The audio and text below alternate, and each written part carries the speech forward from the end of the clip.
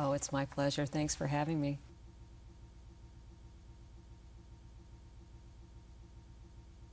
We know that they are safely where they need to be. I can tell you that they're in the Central Command Theater of Operations.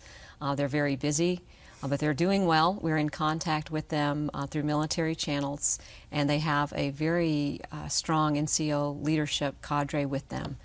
So we are looking forward to them doing their mission, doing it well in Green Mountain Boy fashion, and coming home safely. Well, the Guard's very busy now, and many people have been supporting us in an outstanding way, from communities to employers to families. But we do have Guard members in several different roles, which I think really describes the versatility of the National Guard. The Air Guard was activated very quickly after September 11th, and they are actually under command and control of the United States Air Force, flying active missions in the Homeland Security role. And these people have done air defense for years. They are very experienced, and I'm happy, for one, that they're the ones up there doing that job. In the airports, you see Army National Guard soldiers, Vermont soldiers, providing security as requested by President Bush to the governors. And again, they have enjoyed their mission. It's a very serious one, and they take it seriously.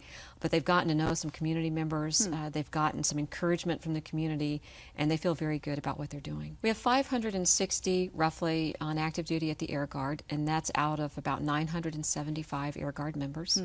And on the Army side, we have roughly 80 serving in federal service, not on Title X active duty, but in federal service supporting Operation Noble Eagle. When the attacks first began, somebody came to my office and said, "Turn on CNN," which I did, and that was before the second tower had been hit. So the leadership, the staff came into my office, and we were watching, and as soon as we saw that second airplane hit, we realized this was a coordinated terrorist attack.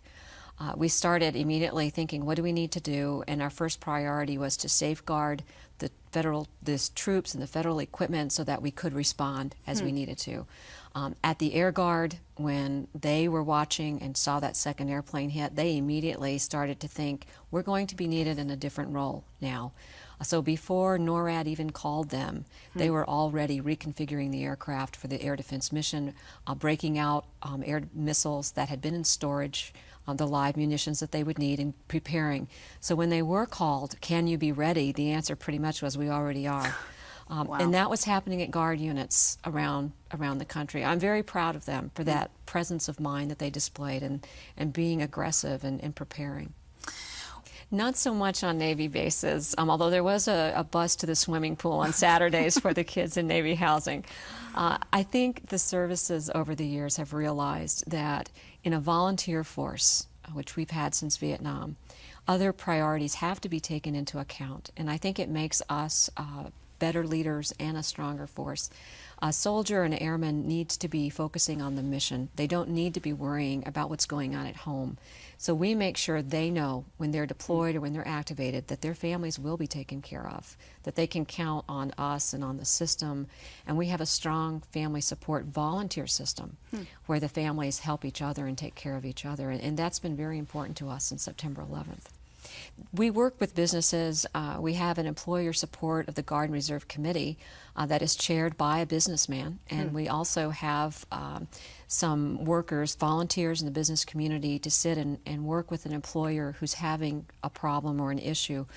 And we try to be sensitive. If it's a small employer, if there is a guardsman who's critical to that small business, we'll do our best to work with the employer and see if there's someone else that could go in that soldier or airman's place. We are very focused on that. I have pushed since I've become adjutant to open the armories more across the state. I think armories are safe, drug-free places for kids, particularly after school.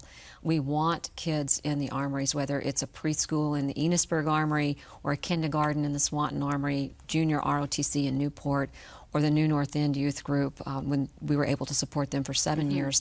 It's a real commitment that we feel we need to make as the Guard, as the militia, the community-based force.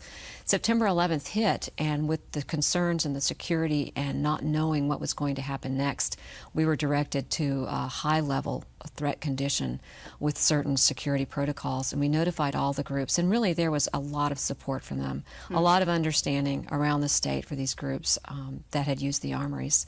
So we're working through that. Now we're at ThreatCon Bravo. It's still an increased threat condition, but not quite as severe as we had been in. But there are still some security measures that we are required to take. I have the flexibility to increase the threat condition and increase the security protocols, but I don't have the discretion to decrease it. The Department of the Army has told all armories across the United States to be at ThreatCon Bravo. But within that, my counterparts and I, all the adjutants, are trying to work to get groups back in. We've been able to hold a blood drive. We've been able to work around Operation Happiness, which is a huge Christmas time help to needy family operation in Franklin and Grand Isle counties. And now we're trying to look at how we can get some of those youth groups back in the armories. Perhaps not extended hours, perhaps not to the degree they were, but to work with them in the communities around our security parameters to get them back in. So it is a very important issue for us and for me personally with the youth groups. In 1979, when I came into the Air Force, they were pushing to put women into non-traditional fields. And so there was a system, and they would have you, when you volunteered to go into the Air Force, put down your areas of choice, and then you would put down needs of the Air Force. Well, fortunately for me, although I hadn't put aircraft maintenance down, I was put in that field, and I was an aircraft maintenance manager. So I went to technical training and learned about electrical systems and hydraulics and all of that, but mostly my role was to manage all of the people that work on airplanes and get them ready for the pilot to come out and fly them. So it was fascinating, and I loved it, and it was very action-oriented, being out on the flight line, working with the airplanes, and with the people that are so dedicated. I had the experience of being the first woman maintenance officer at every base I was assigned to. They had just never worked with women before, and I found that some of my dad's philosophy worked well, and his was basically buckle down and do the work, and don't make excuses for yourself, pull your weight because you have a lot of people depending on you. So I took that to heart, and it took about 6 months, I think, into every assignment before people really got to know me and to understand that I was serious about what I was doing, and I cared about them and about what they needed. And after that, I would not really have any problems. And to be honest, I think you have to give people time to adjust to a new situation, and you can't expect to go into a new situation and just be accepted. You have to earn respect, and you have to earn that acceptance. So I didn't expect it to be different. He was pleased, although he didn't actively encourage me until I'd made the decision. But then he counseled me on which service to choose. The William Tell was an international weapons meet, and they would bring in fighter aircraft to do for air defense from Europe, from the Pacific, European Command, Pacific Command, and the Canadians, which made it international. And they would go through all the skills that were required of those pilots, from sitting alert and scrambling within a short time frame to firing weapons at drones and being able to score hits on them. So it's maintenance was also very, very tightly judged. Well, I think that the Air Guard at that time had some training in quality management, and a lot of it is common sense, things we already know, but this was a system for us to actually use that common sense. And common sense says the people that know best how to do their job are the people doing the job. And if you give them the tools they need and the encouragement and support and get out of their way and motivate them, they will do a far better job than if you tried to tell them how to do it. That's still my style, and the power of this way of dealing with people, I think, came out in William Tell. The mechanics, the weapons loaders came up with, they were much tougher on themselves, I think, than anybody else could have been in preparing for this weapons meet. And they went with ways of interpreting the regulations far stricter than the other teams, and they came out on top. They also, used vision. They were envisioning. They would sit and practice in the corner of a hangar just by sitting and closing their eyes and going through their drills and their routines. And they really, really got into it to a much greater level than the leadership, I think, would have directed. I think women, and I don't like to generalize too much, but I think we all have different perspectives. And when we talk about diversity, what we're really talking about is the strength that we get from different perspectives, coming from different backgrounds, different cultural perspectives, all brought to the table. And I think women are necessary to that balance, as necessary as any of our groups that are represented in our population. And I think we've come a long way since I've been in the military, but we still have a ways to go. Part of that, I think, is the time, and there are women coming into the senior leadership positions now, but we've lost an awful lot of women at the mid-career level when they start families and when a lot of demands get on them. And we've taken a look and we've tried to see, do we have the support systems for families in place to allow women and men to serve as they need to? How can we change our approach to the workplace, maintaining the integrity of the military mission, the absolute requirements that we have on soldiers and airmen, but within that, finding ways to accommodate. I've also had a great family support system. We have family that have been marvelous when the kids were growing up, and I also have terrific children. I'll put in a plug for them. And it takes work. It takes work by everybody in the family. I was fortunate that I could go from full-time active duty to serving part-time in the Guard when my kids were youngest, and being at home with them when I needed to be, but staying current in my career field. And then when they were older and I could manage it, being able to go back full-time. We are actively actually developing a mission for us in the field of information operations, information assurance, information warfare. This is a field that we got into about 3 years ago before other Guard units were looking at it. And it was a hunch, it was a feeling, it was a recognition of the necessity to look to the future for future missions, knowing that the state needs a strong Guard. And as we sunset and other missions, as equipment becomes obsolete, we need the flexibility to have those units go into new mission areas for the future. And that's absolutely information operations, one major area of growth. What we've seen since Desert Storm is that every commander, no matter what kind of unit they have, has a need for this kind of training and this kind of capability. So we are now the schoolhouse for the National Guard. We are developing web-based courses. We are training not only Guard members but active duty, and we've just been asked by the Air Force to help them develop web-based training courses for their brand of information operations. It is an umbrella term, really. It can mean information assurance, where you assure the security of your information networks, to being able to detect whether your network has been hacked into and how to correct it, to being able to show commanders how to use information to their benefit in a war zone and how to respond to the adversary's use of information. We saw that in Desert Storm with Saddam Hussein, very good at using the media to influence the opinions of the American people. That is still going through the approval process, and it is quite an involved process so that the equipment flows along with the change in unit structure, and that's well on track. The Scouts have a fascinating history, and in World War II, there was a need, of course, to know what was going on those islands off Alaska and on the coast so close to Russia.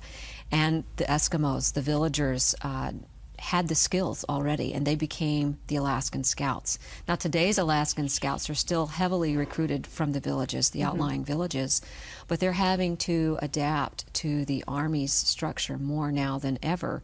And we have gone in a collaborative effort with them, with our mountain infantry, which is the only mountain infantry in the United States Army, to be able to share our skills, share our training, and bolster each other's units. So that Vermont's Mountain Infantry Battalion is still based here, but we'll do some training in Alaska and vice versa. And we'll be able to share in the missions the Scouts might have, particularly when you're looking at homeland security missions. With the oil pipeline, with their critical infrastructure, so much transportation is all networked out of Alaska to go over the polar ice cap and to go over Russia. I think that our best defense is a strong military, and we need to have our potential adversaries, whether they're terrorist networks or they're third world countries or with some kind of nuclear capability or whomever, know that the United States is strong and we're committed to defending our ideals and our homeland. Within that, people need to realize that over the past 10 to 12 years, we have taken money that probably needed to be in research and development, that needed to be developing new technologies to deal with information operations, to deal with the use of space and the commercialization of space. And we've just used that money to try and pay the bills. So we have worked ourselves into a position where we're going to run out of fighters before more can be replaced unless significant funding is put into weapons acquisition. This is hard to do when you know there's a balance that needs to happen with social programs. But we've almost backed ourselves into the corner of needing to just make the investment in defense to catch up. The other piece of that is, in investing in defense, you are providing health care for thousands of Americans. You're providing educational opportunity for hundreds of thousands of Americans.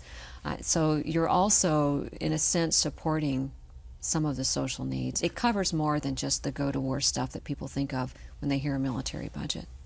I think that's a tremendous program because it focuses on conflict prevention and the strengthening of democracy by the people themselves, not us telling them what to do, but sharing what we've learned and giving them options and support. And in the case of the Guards Partnership, sometimes just moral support for what they're doing. It ranged from how to work on dump trucks to me going and presenting a seminar on how to incorporate women into the armed forces so that women have those opportunities also. Actually, it was at the request. It came out of a meeting between myself and their Chief of the General Staff and Minister of Defense, and they asked me, he said, "Can we ask you a personal question?" And I said, "Certainly, sir." And he goes, "How do you do it? How do you have women in your armed forces?" And out of that conversation came the follow-on workshops and seminars with their general officers.